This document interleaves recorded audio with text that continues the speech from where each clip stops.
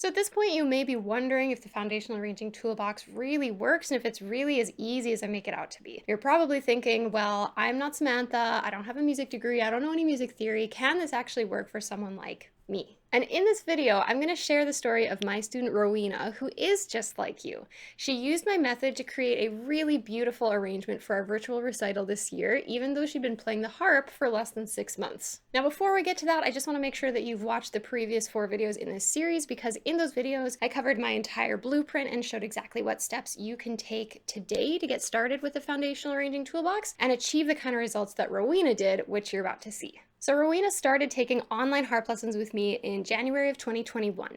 She had never played the harp before. She could read music, but didn't have much in the way of theory training, and she played some other instruments when she was in high school, but it had been a while since she'd done any music. One day at one of my studio's harp circles, we learned a song together called Sally Gardens, which is an Irish folk song. Rowena really liked it, and she picked up some harp sheet music for it on her own, and then when we started working on it together, what we discovered really quickly was that playing the repeat that was written into the music got really repetitive really fast. So I suggested that we learn some arranging skills so that she could add some interest and length to the song and so that she could get creative and enjoy a new way of playing. So we started with left-hand patterns like I mentioned in the last video.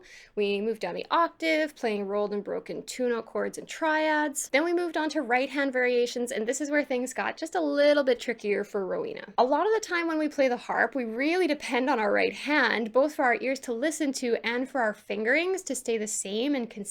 So the right hand took a little bit more getting used to, changing it up in different ways that you'll hear in a moment with chords, changing the rhythm, adding ornaments and passing tones. One of my favorite moments from this story is when we were learning about adding passing tones to the melody, because Rowena sent me a message midway through the week saying she wasn't sure if she was doing it right and if I could send her some online resources to look at until her next lesson, but I didn't have any resources I could find because I don't know anyone that teaches it the same way that I do. But it was really just the perfect example of that what if experimentation. So I gave her a few tips to try, but the biggest thing was to just keep trying and messing around with it and see what happened, even if she wasn't happy with it yet. Because learning what doesn't work is actually just as valuable as learning what does work. So that's what she did. When she came to her next lesson, she sounded great. Even though she wasn't sure about what she was doing, when she allowed herself to explore and experiment, she figured out what she liked. Once we'd gone over a good number of patterns for each hand, we started working on pacing a full arrangement so that she could submit that for our virtual recital, and she came up with a fabulous arrangement that was nearly 4 minutes long, and I really can't help but smile when I think about it because I'm just so proud of her. The moments when your students really shine in their own right is really, I think, the best part of teaching for me, and it makes everything so worth it. So I'm not going to play the whole performance for you because I don't want to keep you too long, but Rowena did give me permission to show you a clip of what she put together, so I hope you'll find Rowena's arrangement of Sally Gardens to be inspiring.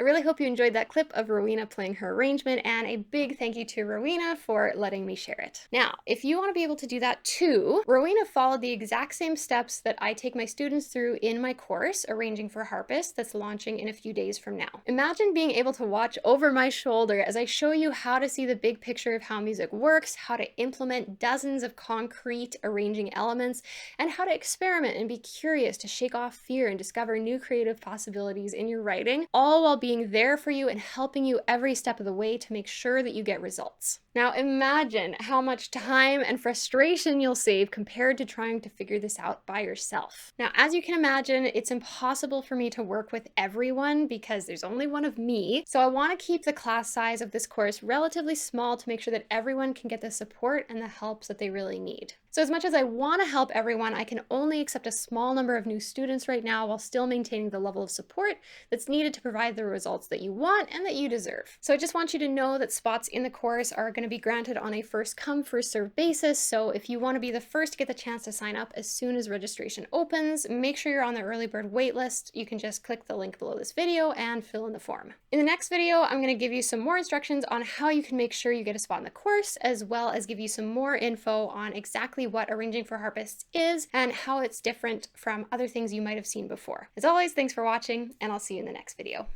Bye.